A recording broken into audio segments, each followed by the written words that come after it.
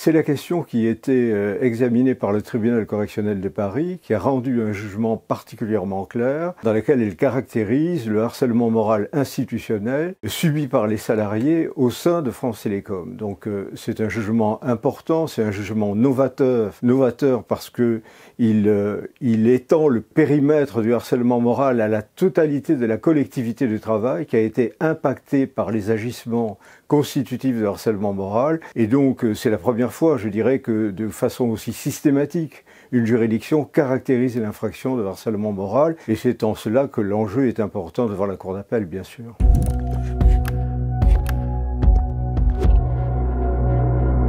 Alors, les parties civiles attendent toujours la satisfaction d'une reconnaissance.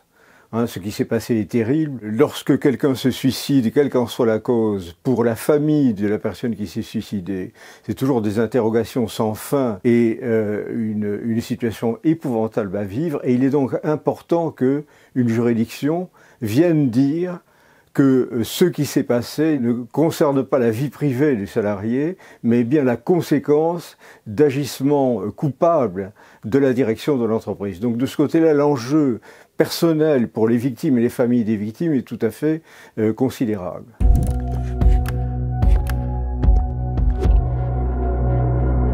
Oui, le chemin parcouru est important. On est parti au départ sur une conception interindividuelle du harcèlement moral. En gros, une pauvre victime isolée qui subissait les agissements d'un pervers narcissique. Et c'est une situation qui existait dans les entreprises, qui a été prise en compte et sur laquelle on a fait quelques progrès. Et puis il y a eu la deuxième partie un petit peu de l'aventure, en quelque sorte, du harcèlement moral. C'est le harcèlement moral institutionnel ou le harcèlement moral structurel. On pourrait décliner un certain nombre de mots pour le caractériser, qui s'analyse en termes collectifs. Il ne s'agit plus là d'une décision individuelle d'agir sur une personne, de faire pression sur elle, je ne sais quoi. Il s'agit d'un phénomène collectif mis en place par une direction d'entreprise.